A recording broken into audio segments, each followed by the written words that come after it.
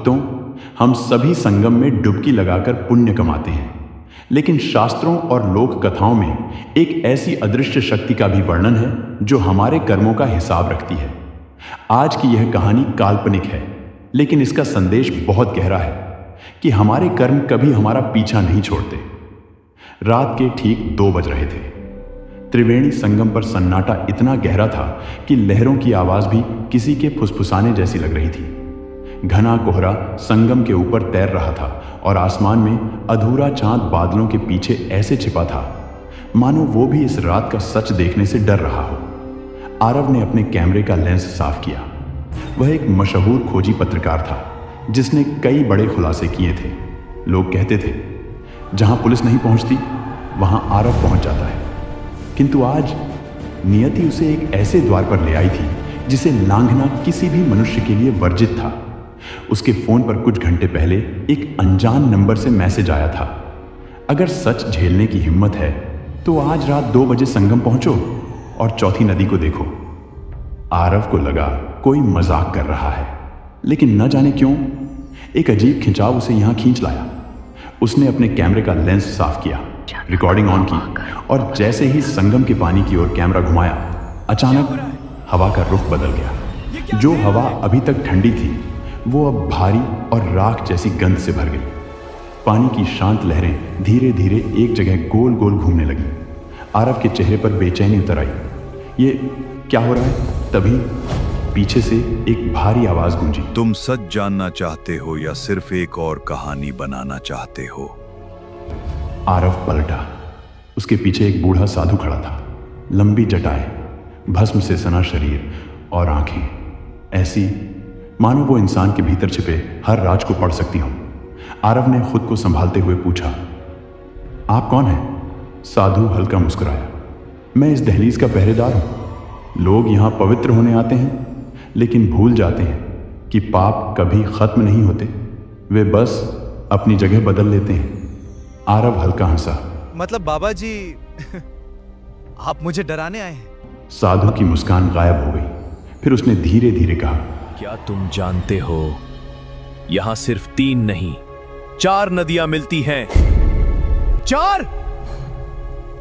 आरव की हंसी एकदम रुक गई। 4? हाँ, गंगा, यमुना, यमुना, सरस्वती और चौथी कौन? मृत्यु वाहिनी।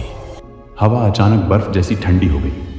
साधु ने संगम के किनारे मुट्ठी भर राख फेंकी और आंखें बंद करके मंत्र पढ़ने लगा।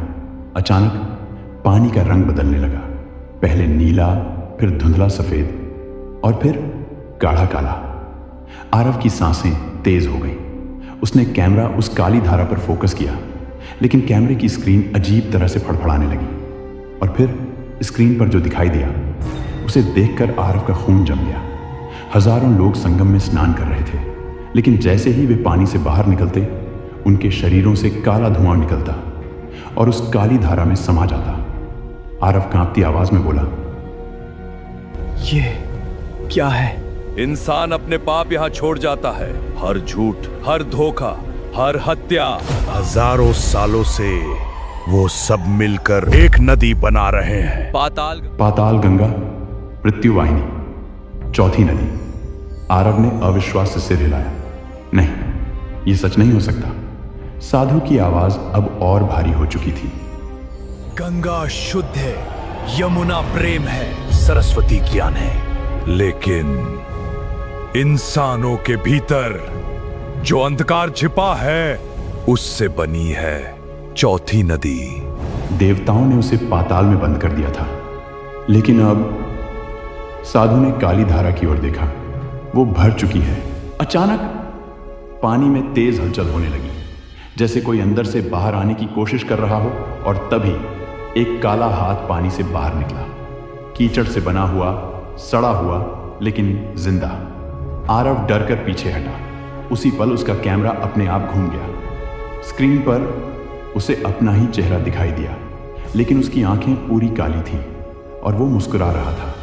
धीरे धीरे स्क्रीन वाला आरव बोला, तुम भी यहां से नहीं जा पाओगे। आरव के हाथ कांपने लगे। ये कैसे संभव है? साधु अब उसकी आंखों में घूर रहा था। क्योंकि इस नदी में सिर्फ अजनबियों के पाप नहीं है आरव, इसमें तुम्हारा भी हिस्सा है।